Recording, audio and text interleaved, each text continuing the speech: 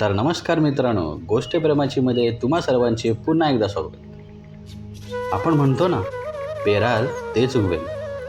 पण कधीकधी हे उगवणारं पीक इतकं भयानक असतं की आपण केलेल्या चुकांची किंमत आपल्या अस्तित्वानेच मोजावी लागते. आजची गोष्ट एका अशा प्रेमाची आहे जिथे सरते शेवटी कर्माचा असा एक प्रहार आहे जो तुम्हाला विचार करायला भाग पाडेल. तर मित्रांनो, आजची गोष्ट आहे सानियाची. सानिया, जिने पुण्यातील एका प्रतिष्ठित कंपनीत काम करणाऱ्या सुयशला आपलं सर्वस्व मानलं होतं. पण जेव्हा मुंबई आणि पुण्यातलं हे लॉंग डिस्टन्स संपून दोघं जवळ आले, तेव्हा सानियासमोर असं काही सत्य आलं की तिच्या पायाखालची जमीनच सरकली. सानिया मुंबईच्या एका धावपळीच्या ऑफिसमध्ये काम करायची. तिचं आयुष्य फक्त एकाच नावाभोवती फिरायचं, सुयश. सुयश पुण्यात एका मोठ्या मल्टीनॅशनल कंपनीत चांगल्या हुद्द्यावर होता. सानियाचं सुयशवर इतकं प्रेम होतं की तिने स्वतःचं अस्तित्वच सुयशमध्ये विलीन केलं होतं. मुंबईच्या ऑफिसमध्ये सानियाचा एक सहकारी होता, समीर. समीरला सानिया मनापासून आवडायची. तो साधा होता, अजून करिअरमध्ये संघर्ष करत होता. सानियाला हे माहीत होतं, पण तिच्या नजरेत सुयशचं सेटल असणं समीरच्या प्रेमापेक्षा मोठं होतं. सानियाने समीरचा वापर फक्त आपल्या ऑफिसच्या कामात मदत मिळवण्यासाठी आणि एकटं वाटल्यावर वेळ घालवण्यासाठी केला. तिच्यासाठी समीर फक्त एक गरज होता, तर सुयश तिचं भविष्य. अखेर तो दिवस आला. सानियाची बदली पुण्याला झाली. ती प्रचंड आनंदी होती. आता आमचं लग्न होईल, आम्ही सोबत राहू, ह्या विचाराने ती सुखावली होती. पण पुण्यात आल्यावर तिला काहीतरी वेगळंच जाणवू लागलं. सुयश, जो फोनवर तासनतास बोलायचा, तो आता समोर असताना कामाचं टेन्शन आहे म्हणून टाळाटाळ करू लागला. त्याच्या डोळ्यातील ती चमक कुठेतरी हरवली होती.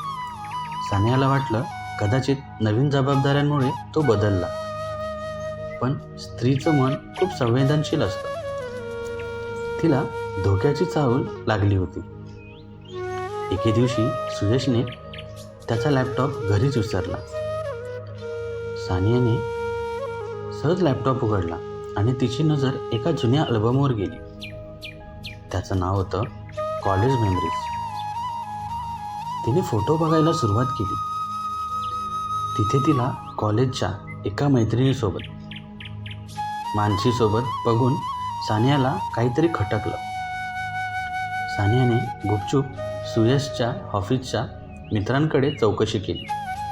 तेव्हा तिला कळलं की ज्या काळात सानिया मुंबईत सुयशच्या नावाचा जप करत होती, त्याच काळात सुयश आणि मानसीचे पुण्यात प्रेमसंबंध फुलले होते.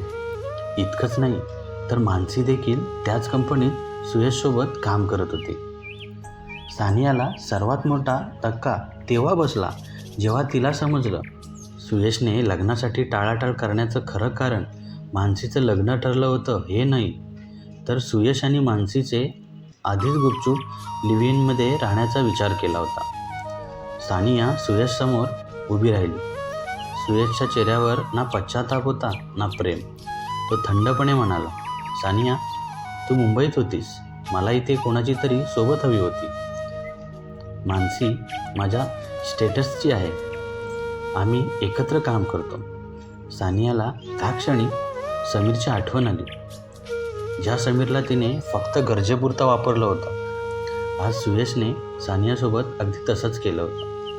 सानियाने ज्या सुयशला स्वतःचं अस्तित्व मानलं होतं, त्याच सुयशने तिला एक ऑप्शनपेक्षा जास्त काहीच समजलं नव्हतं. मित्रांनो, सानियाची ही गोष्ट आपल्याला खूप काही शिकवून जाते. कधीकधी आपण ज्याला आपलं मानतो, आपलं संपूर्ण जग मानतो, त्या जगाचा केंद्रबिंदू आपण नसतोच. आणि दुसरी गोष्ट, कोणाच्या भावनांशी खेळून मिळवलेलं प्रेम कधीच टिकत नाही. सानियाने समीरचा वापर केला आणि सुयशने सानियाचा. कर्माचा फेरा फिरला होता.